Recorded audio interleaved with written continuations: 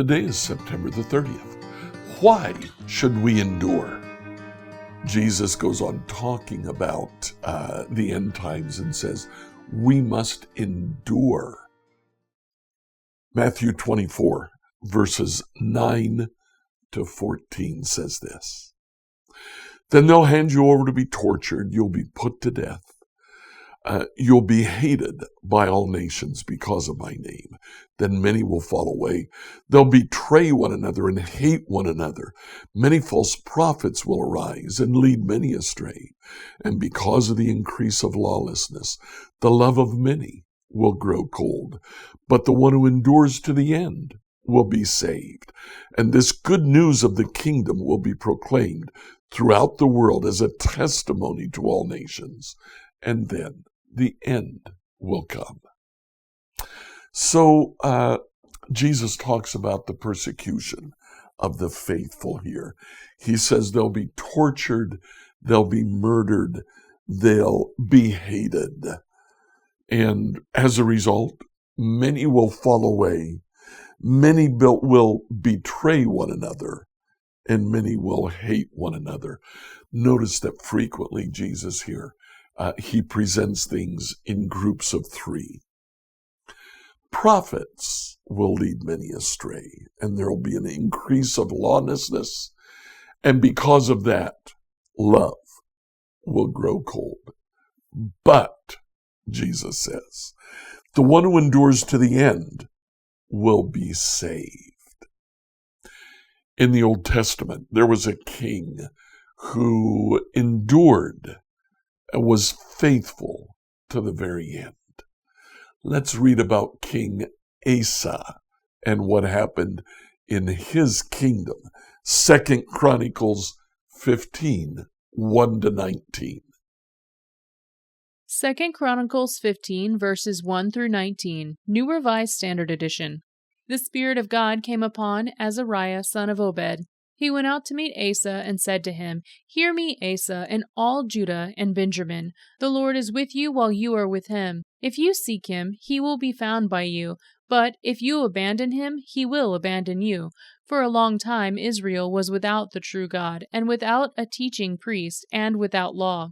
But when in their distress they turned to the Lord, the God of Israel, and sought him, he was found by them. In those times it was not safe for anyone to go or come, for great disturbances afflicted all the inhabitants of the lands. They were broken in pieces, nation against nation, and city against city, for God troubled them with every sort of disease. But you, take courage, do not let your hands be weak, for your work will be rewarded.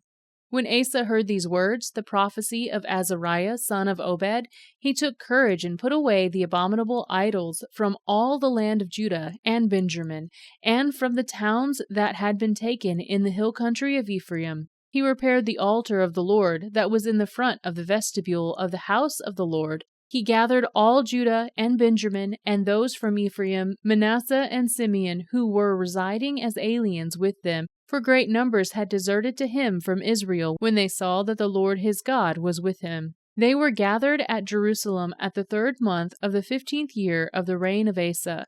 They sacrificed to the Lord on that day, from the spoil that they had brought, 700 oxen and 7,000 sheep. They entered into a covenant to seek the Lord, the God of their ancestors, with all their heart and with all their soul. And whoever would not seek the Lord, the God of Israel, was to be put to death, whether young or old, man or woman. They took an oath to the Lord with a loud voice and with shouting and trumpets and with horns. All of Judah rejoiced over the oath, for they had sworn with all their heart and had sought him with their whole desire. And he was found by them, and the Lord gave them rest all around. King Asa even removed his mother Maacah from being queen mother because she had made an abominable image for Ashtoreth. Asa cut down her image, crushed it, and burned it at the Wadi Kidron. But the high places were not taken out of Israel. Nevertheless, the heart of Asa was true all his days. He brought into the house of God the violent gifts of his father and his own violent gifts, silver, gold, and utensils. And there was no more war until the 35th year of the reign of Asa. So there the prophet says to King Asa, Take courage, Asa. Your work will be rewarded.